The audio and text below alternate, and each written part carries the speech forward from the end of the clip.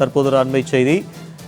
ஐ பெரியசாமியின் வீட்டு அறையின் பூட்டை உடைக்க அமலாக்கத்துறையினர் முடிவு செய்திருக்கின்றனர். அண்மை செய்தியாக இதனை பார்த்து வருகிறோம். அறையின் சாவி ஐ பெரியசாமியிடம் இருப்பதாக பணியாளர்கள் கூறியதால் அறையின் பூட்டை உடைக்க தற்போது அமலாக்கத்துறையினர் முடிவு செய்திருக்கின்றனர். சென்னை பசுமை வழிச்சாலையில் உள்ள அமைச்சர் ஐ பெரியசாமியின் வீட்டில் பூட்டு போடப்பட்டிருந்ததால் அந்த பூட்டினை உடைக்க தற்போது அமலாக்கத்துறையினர் முடிவு செய்திருக்கின்றனர். அண்மை செய்தியாக பார்த்திருக்கிறோம். இது குறித்தான கூடுதல் விவரங்களை எமது சிறப்பு செய்தியாளர் ராம்குமார் வழங்க காத்திருக்கிறார். ராம்குமார், தகவலை பதிவு செய்யலாம். நிச்சயமாக ஸ்ரீதர், இன்று காலை முதல் ஊரக வளர்ச்சித்துறை அமைச்சர் ஐ பெரியசாமி தொடர்புடைய இடங்களில் அமலாக்கத்துறை அதிகாரிகள் சோதனை நடத்தி வருகிறார்கள். கடந்த 2006, 2010, 2011 ஆட்சி காலத்தில் வீட்டு வசதித்துறை அமைச்சராக இருந்த ஐ பெரியசாமி 2,35,00,000 கோடி ரூபாய் வருமானத்துக்கு அதிகமாக சொத்து சேர்த்ததாக லஞ்ச ஒழிப்புத்துறை வழக்கு பதிவு செய்தது. அந்த வழக்கின் அடிப்படையில் அந்த வழக்கானது திமுக ஆட்சி காலம் வந்தவுடன் அந்த வழக்கில் இருந்து விடுவிக்கப்பட்டார். சென்னை உயர்நீதிமன்றம் இந்த வழக்கை ரத்து செய்ததை மீண்டும் விசாரிக்க உத்தரவிட்டது. அதனைத் தொடர்ந்து தற்போது விசாரணையானது நடைபெற்று வருகிறது.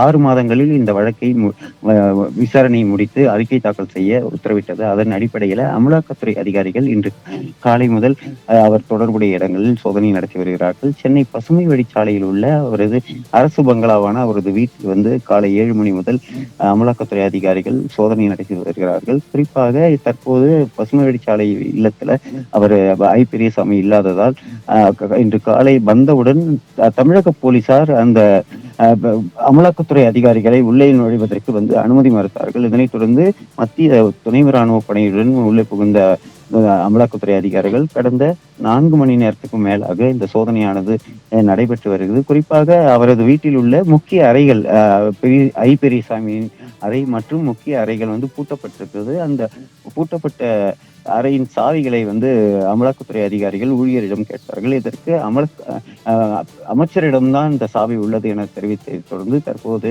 அந்த அறையை உடைக்கும் முயற்சியில் ஈடுபட்டு இருக்கிறார்கள். இதற்காக புதிய சுத்தியல் வாங்கப்பட்டு அமலாக்கத்துறை அதிகாரிகள் உள்ளே இருக்கக்கூடிய அறைகளை உடைக்கும் பணியில் ஈடுபட்டு இருக்கிறார்கள். அந்த அறையை உடைத்து உள்ளே பார்த்தால் முக்கிய ஆவணங்கள் இருப்பதாக தெரிய வருகிறது. இதன் அடிப்படையில அந்த அறையை உடைத்து உள்ளே இருக்கக்கூடிய முக்கிய ஆவணங்கள் உள்ளிட்டவைகளை ஆய்வு செய்ய இருக்கிறார்கள். குறிப்பாக உள்ளே இருக்கக்கூடிய முக்கிய ஆவணங்களை எடுத்துச் செல்லவும் அமலாக்கத்துறை அதிகாரிகள் முடிவெடுத்து தற்போது அந்த நடவடிக்கைகளில் ஈடுபட்டு வருகிறார்கள்.